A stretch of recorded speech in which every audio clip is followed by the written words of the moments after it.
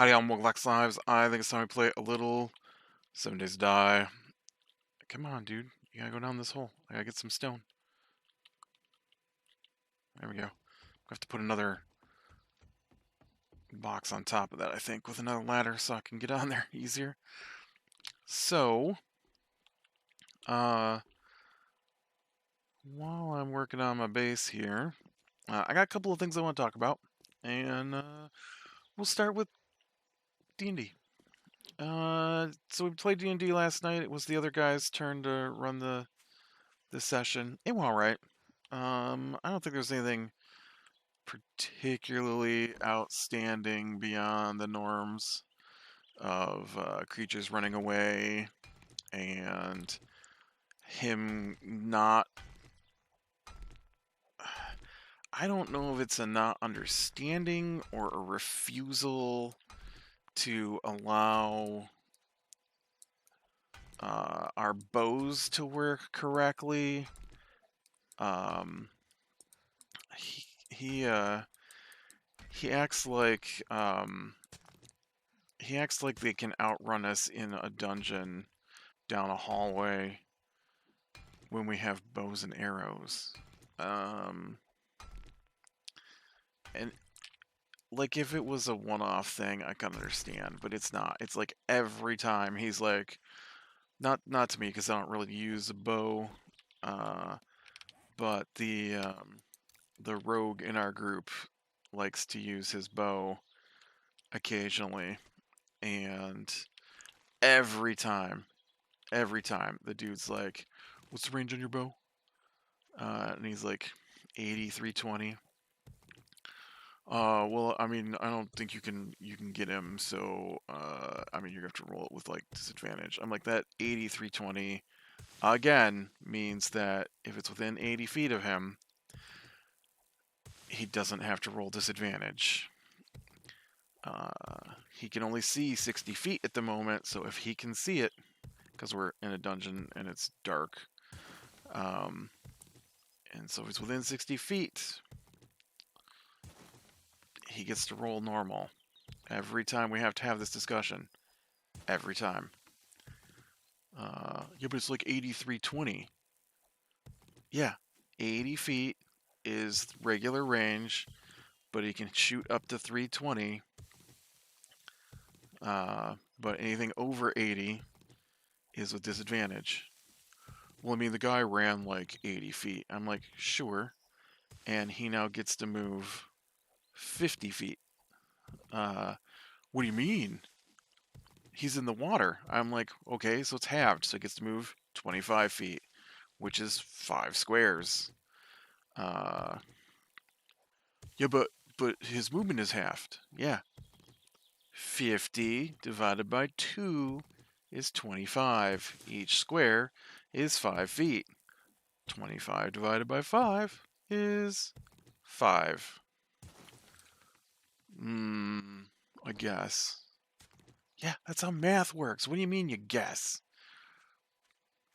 So yeah, we had to have a bit of an in-game math argument over that.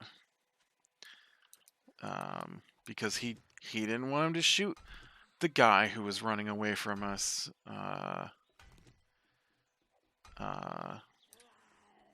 Even though he had a bow and arrow precisely to shoot guys who were running away from us. I mean, for that matter, my guy can teleport 500 feet. So the dude definitely wasn't 500 feet away from us. You know, that ground back there is just dirt, man. I needed some stone. I thought maybe I could get some stone from where that stone was, but it didn't happen. I mean, I guess I need clay too. But yeah, so we had ended the previous week short resting. I guess there's some kind of storyline to this floor, but we haven't got it, and he keeps saying that things have happened that we weren't party to, and so he was telling us how the snake people were at war with the frog people, and that the snake people want us to help them wipe out the frog people. And I'm like, but we've never seen a snake person. Like, we saw the ghost of a snake person, but we never talked to an actual snake person. So are they at war on this floor? Or is that just a thing that the ghost said? Because we've yet to see. No, no, you saw snake people. No, no, we fought spirit naga, which are a different thing, who had a dwarf with them, which is not a snake people. Um, they're snakes. Snake people are Yuan-Ti, which he already told us they were Yuan-Ti. They're people with scales and sometimes snake tails and things like that. But they're people. They're snake people. Spirit Naga is not a snake people. Oh, right. So you did see the Spirit Nagas though. Yeah, yeah, we did see the Spirit Nagas. You're running the game, man. You don't know what's going on. And so we made up to these dudes called Bullywogs. They're frog people, and he he can't play the game without meta information, which drives me crazy. And so he told us that they were evil creatures, um, and oh, he did do this thing that does irritate me. So he asked us to roll history checks to see if we knew about bullywogs. Um, I would say probably at least one of our characters knows about bullywogs. I don't think that they're that rare in the world, and um, my character, my one character, is a sailor who would, be familiar with watery areas, and so I'd have probably just said, "Yeah, yeah, you're aware of bullywogs," and but whatever. History check's not a big deal. That's not the part that irritates me. The part that irritates me goes like this: whoever wants to know about, whoever wants to know about, to see if they know about bullywogs, go ahead and roll. All right. So I roll. But here's the thing. I only got a 20. Now a 10 would mean if it's a common creature and you rolled better than a 10, then you've probably heard about it. So I would grant you maybe bullywogs aren't the most common creature. All right. Man, I need some food to eat in here. What's a good food to eat? 15, 5, 5. Dude, like, I've got nothing. This is why I need to get my garden going again. I guess I'll eat some shams. And so so I rolled a 20. Does my guy know anything about bullywogs? No, because he decided he would also roll after I rolled to see if his guy knew about bullywogs, and his guy rolled a 23. So then it becomes all about his character. It's always all about his character. That's super irritating. Uh, anyways, so we fought the bullywogs, and one of them ran off, and so we went after it. And it was in a room. I it was in a room with some other people, um, and so we started fighting those guys, and then there was a Hydra in the room. Apparently, somehow it was hidden. Hydra's a giant creature. He never applies like how big a creature is to things. So we get things like Hydra is hidden in an open cave. A Hydra is a creature that's 20 foot tall, 20 foot across, or 10 tall, 10 across, I think. Could be 15, 15. The way the game works is everything's in a cube. So your character technically, no matter, I mean, I don't play it that way when I run it, but technically your character fills up a 5 foot by 5 foot by 5 foot space, I believe. Or maybe 5, 5, and 10. which is the way I do it. Unless the character's under 5 feet tall. If they were 5 feet tall, then they're in the next space, right? So makes sense. And so, anyways, so this Hydra is hidden when the battle starts. And on top of that, the water apparently is so deep that we have to swim everywhere. And even though we're in a cave, I mean, sure, there could be deep water, but really. And we're not allowed to see anything until after we enter a place as well. So we had to enter the cave, and then he put the stuff on the map, and then we started the fight, and then he brought out the Hydra like it was hidden. It surfaced from beneath the water. No, it didn't. And so, yeah, so we fought that stuff. And then we found a hidden room, and um, I'm like, I've got to have a long rest at this point. I've used all my abilities to survive through these last 4 fights. It's about the point of time where you take a long rest anyways. 4 or 5 fights is usually pretty good in there. It's usually we don't get that. Most of the time we get like one big fight that clears the whole floor, and then that's it. That's all we get for that floor. But this floor is much better because he didn't try to pull every room onto us all in a single fight. And man, I hate how terrible my stamina is when it comes to mining and stuff. It's awful. So,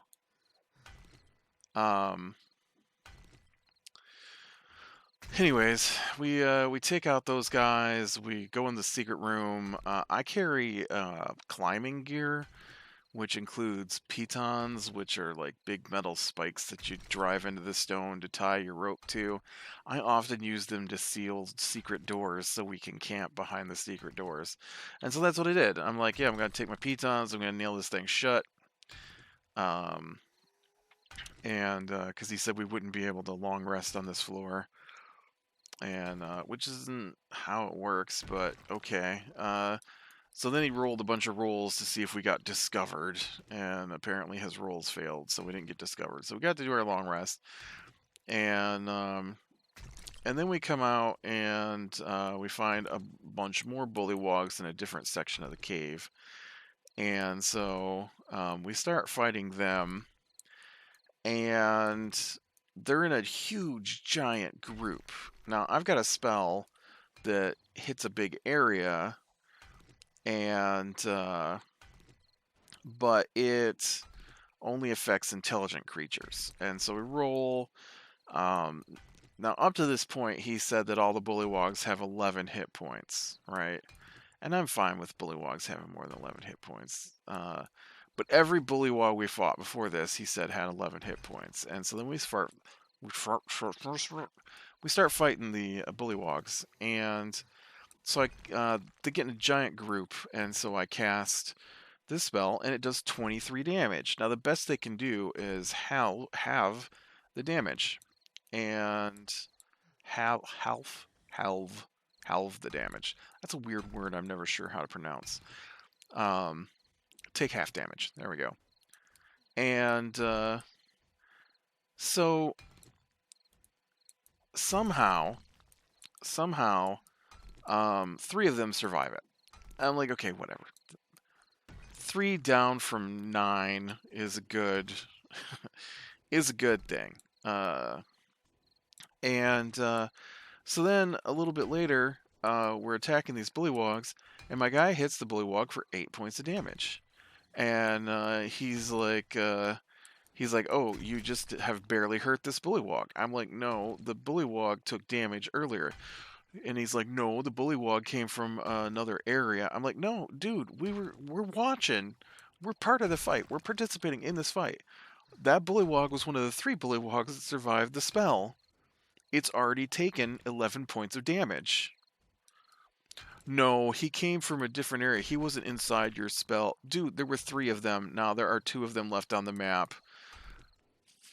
Where did the other one go that you pretend was here?" The other guy, of course, is in on this argument too. Like, no, man, that dude was, here on the map. And so yeah. And then a really funny thing happened. I was trying to add up the damage that I'd done because I got confused.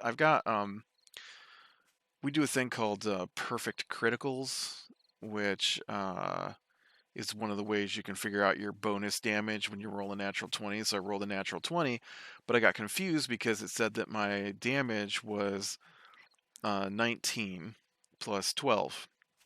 And I couldn't figure out where that was coming from because I had only done 5 damage. And 5 damage and 5 damage is 10. Not 9, or 4. 4 and 5. I'd only done 9 damage, and I couldn't figure out why I was getting 19 because I'm like 12. 12 and 9 is 21, not 19. How is this a 19? Because I used a Great Weapon Master attack and it added 10 to my 9 plus the 12 of the perfect critical. Perfect critical just means that your character does the max damage of its weapon plus whatever you rolled. Um, it's a new thing we're trying out. I liked it. I thought that we should do it that way because I think the default way is dumb. Uh, because so like my weapon does 2d6 damage, right? So the default critical is that you re-roll the 2d6. So you roll your 2d6 and then you roll your 2d6 and then you add them together and that's your damage. Does it seem like a critical attack though if you rolled 4 1s for damage? So I did 4 damage on my super powerful hit. Now, sure, a natural 20 means that you automatically hit no matter what the monster's armor class is, but it's super rare for you not to be able to hit a creature anyways. And so I like the super bonus damage. We give it to the creatures too, so it's not a one-way street. They definitely hit us hard when they crit. Anyways, so I'm trying to add all that up, and I'm just saying numbers out loud to the people I'm playing with, and all of a sudden, my hockey puck over here comes on and tells me the numbers I was trying to add together. I didn't say the command word to wake it up. I don't know why she just starts talking. One night we were playing, and all of a sudden she just goes, okay, and then the lights turned off. Nobody said anything about lights. Nobody said her name. I don't know what she was doing. My hockey puck is crazy. Uh, so the other thing I wanted to talk about. We ended there with the big fight in the Blue Wogs. We're in mid combat because the other guy had to go. But the other thing I wanted to talk about was Cyberpunk. Oh, so spoilers, and I'm gonna try to keep this short because I don't want to talk for 3 hours about this game. I last night got an ending on Cyberpunk, so I have officially completed the game. I'm trying to do another one. I don't think I'm gonna manage it though, because reasons that I'm gonna talk about. So Cyberpunk. Let's talk main storyline of Cyberpunk. Cyberpunk suffers from modern open world game. The dog just stole my blanket. Thanks, dog. Uh, uh, it's a little chilly down here, so I have a blanket over my legs, and the dog just came in and has taken my whole blanket away from me. Oh, now he's nuzzling my ankle. What are you doing? So you're just pulling my blanket off me? No, now he's getting in the chair with me. You're too big for this. You're too big. I can't see the screen. So, um, I can't see the screen, man. Your head is in the way. Get down. Uh, he doesn't normally come down here, but everybody's gone today but me. And so I thought I'd bring him down here so he didn't have to stay in his kennel. And he is... No. No. Get down. No. Get down. Get your dumb face down. I can't see. No, stop yelling in my face. So, get down. So, anyways, it suffers from the modern open world game syndrome, which I don't like. I don't like open world games that do everything as tiny little missions. It's been a creep. I feel it stems from how popular shooters got, but not story-based shooters, the deathmatch of shooters, which is fine. I don't have a problem with people playing deathmatch. Don't get me wrong there. My problem is that everything feels like it's been turned into a deathmatch. And while I understand that deathmatch is popular, not all of us like deathmatch. I don't. And so I don't like everything to be tiny little missions where you do it and it's over, and then you move on to the next thing with no consequences. And Cyberpunk is that. Cyberpunk is tiny little clusters of missions, and once you complete the mission, there's basically no real consequences from them. So the main storyline in Cyberpunk is you get a chip in your head. The chip contains the personality, the consciousness, whatever, of this terrorist rock star guy played by Keanu Reeves. And uh, I went and got that wood because I thought this was wood. This isn't wood. All right, I'm gonna put this here. Whoops, that's not what I wanted. Um, and so you spend the game trying to I don't really. Oh, whoa! I thought that the wrench could fix stuff, but apparently not. Need the hammer for that. All right. Now this thing needs my sand. Oh, it also needs rocks. Did you eat all my rocks? No. Give me these little bit of rocks. Give me this. This is not a lot of cement. I need a lot more rocks. I need some levels so that I can get more stamina. Oh, is that not enough to do concrete? Crushed sand. Oh, I don't know how to do concrete yet. Well, crap. I thought I knew how to do concrete. Never mind then.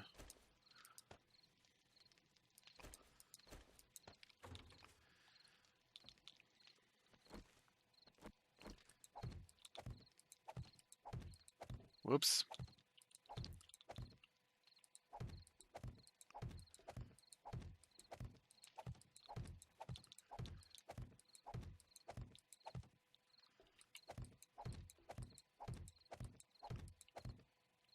So,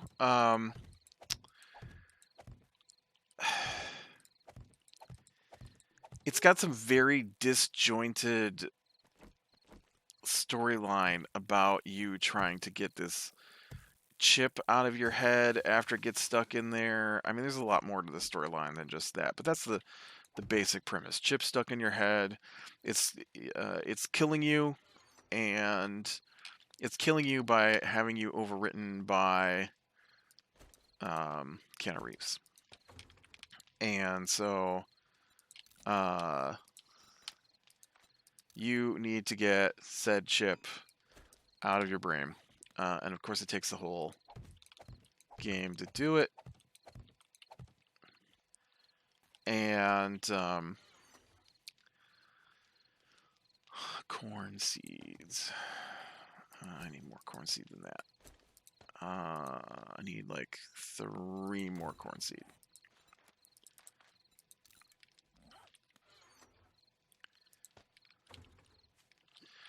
And so, dang it. So so you get this mission set up. Everything's based around fixers, and so the fixers give you missions, but every fixer will give you a mission, basically a set of missions. I think as you raise your street cred score, you get more missions from the fixers. But every section you go to, you get contacted by a fixer, and they're like, "Hey, I got some jobs for you, V." Uh, and V is your character's name.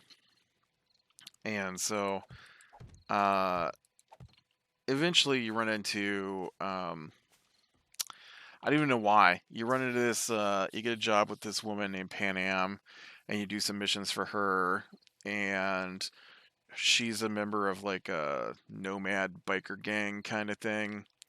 And so when you complete all the missions with them, then they're kind of on your team, and then you just stop interacting with them, basically.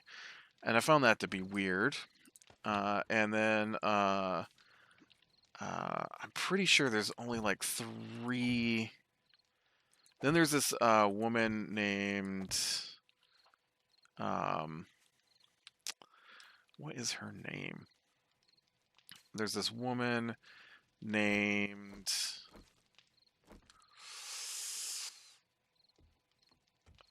I want to call her Rocket, but that's not her name. Rogue. Rogue's her name. I don't know why I wanted to call her Rocket. Uh, and so, um, look at that whole pile of junk here. Hey, man, I don't want you in my area. Nice. Uh, and so you do some stuff for Rogue, and then she's kind of on your team.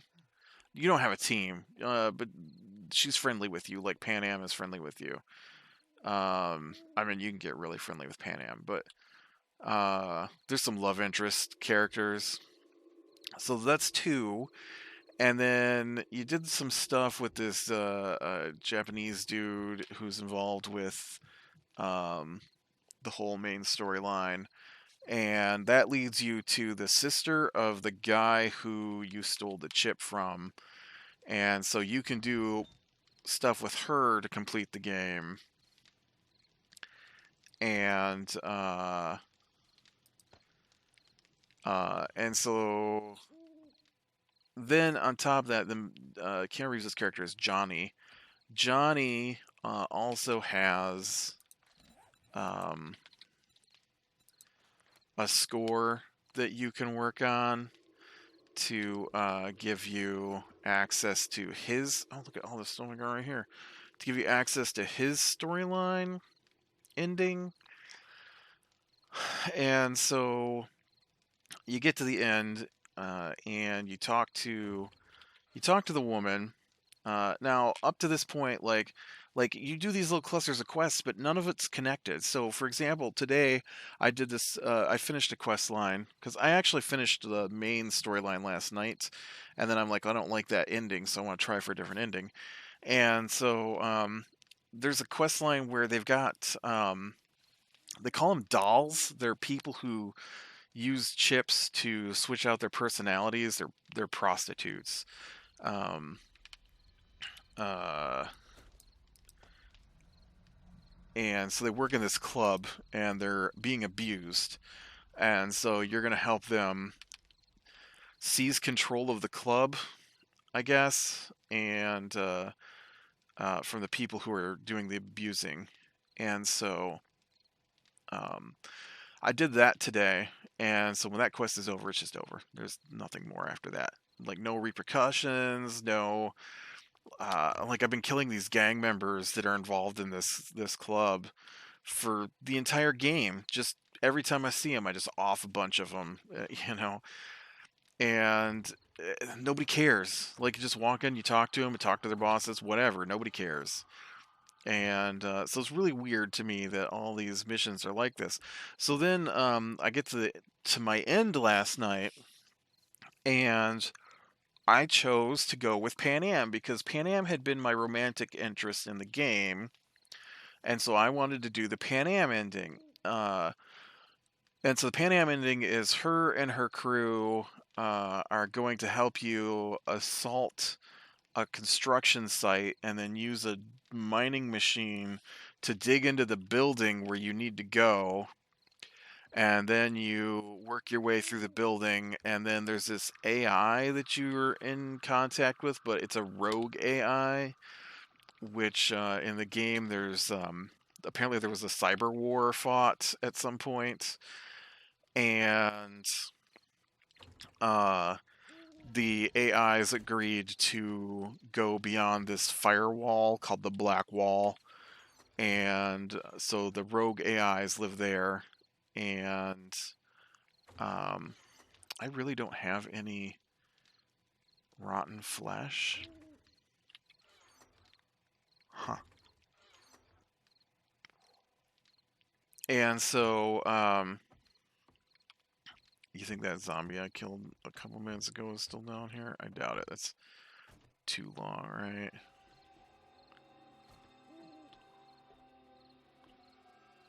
Yeah, yeah. Well, maybe we got some. Is there any guts laying around in here? I can get some. I want to make some more farmland. So, so we get into the tower. We do all the thing. We fight the boss, who's not very difficult to fight.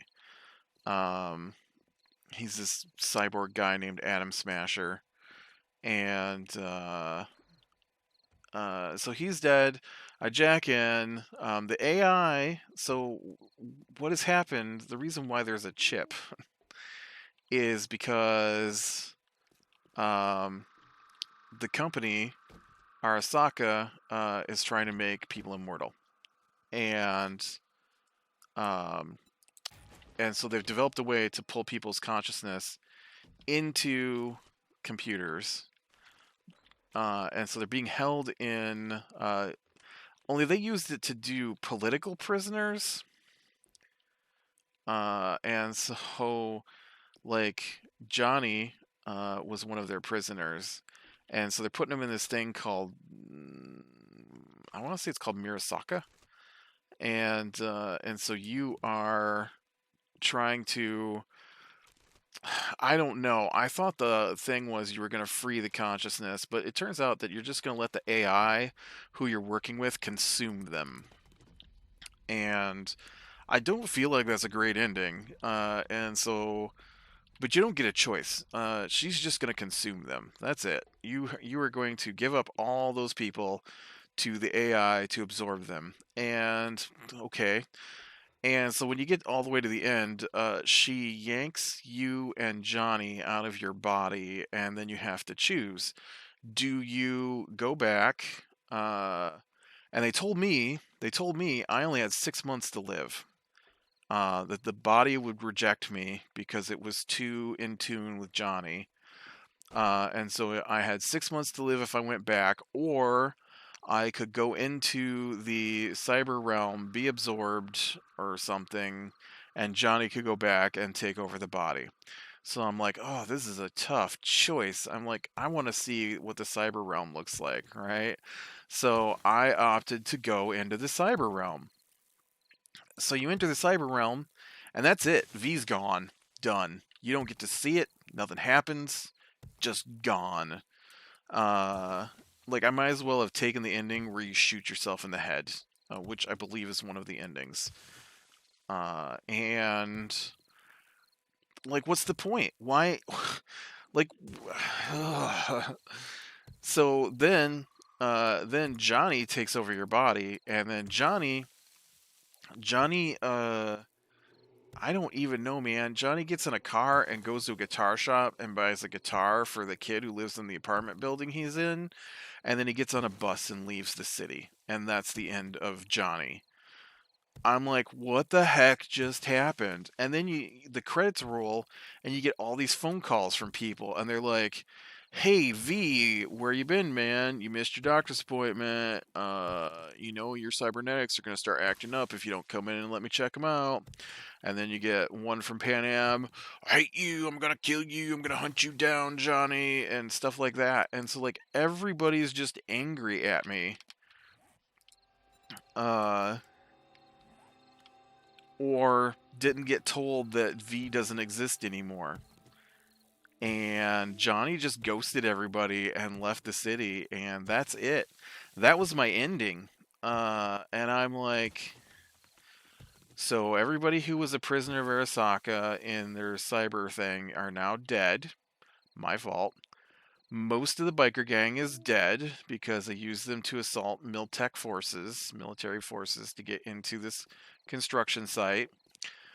Uh, the leader of the biker gang is dead. Saw him get his head squashed. I'm apparently dead, so that's great.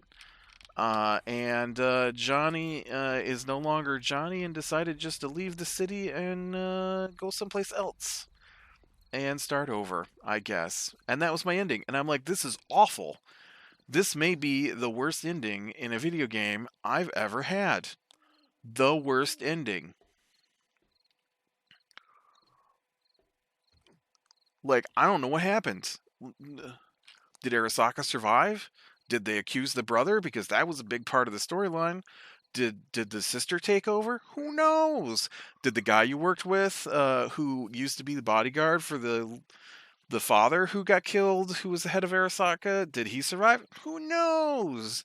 What happened to the biker gang? Who knows? Uh, so I'm like, this was awful, awful. I mean, the game is okay up to that point. It's not great. It's not very cohesive.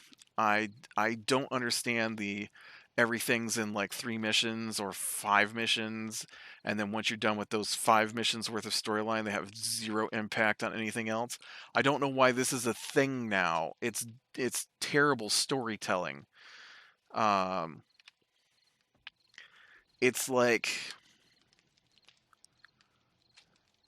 it's like if I walked into a library and I checked out a bunch of short story collections, and then I read a short story from each of the collections, but not more than one short story from the collection.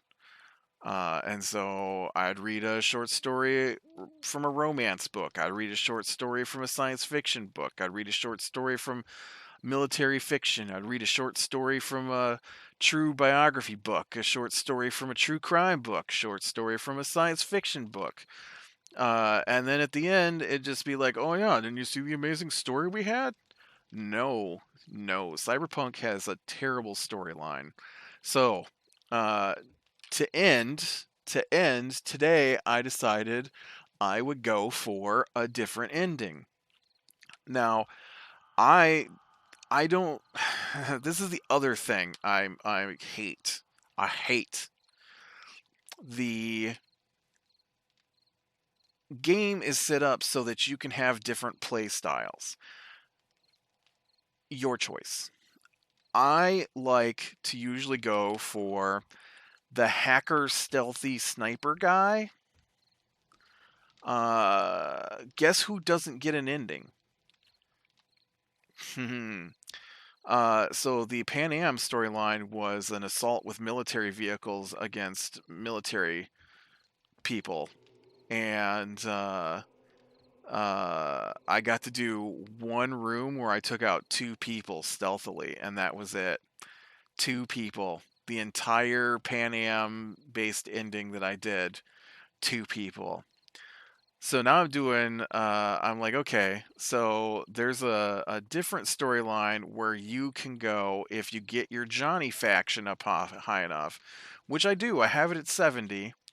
And so if you don't make a choice between the Pan Am, the Arasaka, or the Rogue endings, then Johnny will offer to just go in with you alone. And I'm like, all right, alone sounds good to me. I can sneak into the building. He said the elevator goes, I need to get to an elevator, even if I have to go all the way beneath the building to get there. And I'm like, this sounds great. I'll find a way to sneak into the building, and I'll do all this by myself because I already saw what it looked like on the inside, right, from the Pan Am thing. Although she, I'm not going to do the whole drill thing, but I should be able to find another stealthy way in, maybe hack some computers since my hacking was my highest score. No, no. You don't even get to save your game if you take the Johnny ending. And if you die, the credits roll. And the game loads so slow that you have to wait for the credits to load. And then you have to escape out of the credits. And then once you escape out of the credits, you're back at the main menu. And then you can't click continue because continue takes you back to the credits. You have to go to the load menu. And then from the load menu, you have to select your game to reload. And then from there, you get to load right back into no save game, go into a room where for some reason they one shot you. Now, everything in this game up to this point, and I despise this in games, I don't understand the sudden power leap when you get to the end of a game. I understand that things should be tough, but I have hit points left in my hit bar and I'm dead for some reason. You can't let these sword guys hit you with their swords. You just die. And so it's I don't know if I'm going to be able to complete it because you can't save your game. You kill the guys, you can't save your game. You go to the next room, guys come, you fight them, you can't save your game. More guys come, you fight them, you can't save your game. More guys come, you fight them, you can't save your game. If you get hit by anything, pretty much you die. I mean, I guess I'm get shot and I can heal from that, but like once you get shot once and then you gotta heal, and then you get shot once and then you gotta heal, and everything has gone from being 1 to 3 hits to kill to I'm unloading 30 or 40 rounds into these guys to kill them. I understand they're the, you know, security force for Arasaka Towers, but no Arasaka force in this game up to this point has been this strong. I was sniping with one shot military convoy vehicles with one shot.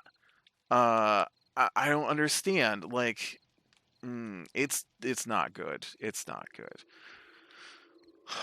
I like the gameplay, but man, all the storyline stuff is not great, and I don't understand why I suddenly can't do damage. You can't even switch out your weapon. Like you pick up this great gun, and you can't switch your weapons once the Johnny mission starts until after you take out the first room of bad guys. Um, and you would think that switching from a gun that does 400 damage to a gun that does 1200 damage would mean things were dying faster. But nope, nope. It doesn't seem to matter what gun I use. Everything takes bajillions of bullets. And since you can't save your game and you can't reload, and when you die, the game is over. I'm not sure I can finish the Johnny mission because I didn't gear myself up for a frontal assault character. And I thought I was going in to be stealthy and find my way sneaking through the building. But the bad guys don't stop coming, and you can't do anything unless they're all dead. So yeah, that's 2 bad endings for me now. And I didn't even get through the Johnny alone ending. Anyways, I've got to go. So Cyberpunk. I want it to be cool. It's not. Um, I'm not saying I didn't enjoy it. Parts of it, I do have like 100 hours into it. It's not like I played it and backed out. In fact, let me check. I want to know my exact hours here. 96.1 hours. So not quite 100. 96.1 hours I've been playing Cyberpunk. And the ending is terrible. The ending is almost Mass Effect 3 terrible. Yeah. Uh, yeah. In fact, the ending it feels to me a lot like the patched Mass Effect 3 ending, where you can try to fight back, and they're just like, yeah, who cares? You're dead. Whatever. Uh, that's the ending you're gonna get. You died, you tried, you failed, and here's the message for the next people to come along and try to stop this thing. It might as well be that ending. It might as well be that ending. I Why have a game where you can stealth in places and then get to the end and there's no stealth? Like okay, I just got one more quick example.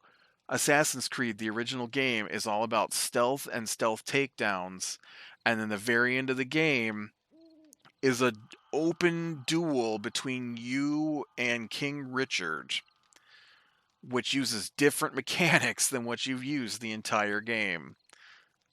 Dumb. It's Metroid Prime, where you walk into the final room and they give you a gun you've never seen before with no instructions on how it works. And it turns out that when you have the gun equipped, you have to stand in the stuff that they told you to avoid the entire game to charge it up so it can fire. Dumb. If you've got mechanics in the game, let your people use the mechanics in the game at the end of the game. Otherwise, what's the point? All right. With that, be better than small things. Lean in the light. I'll talk to you later.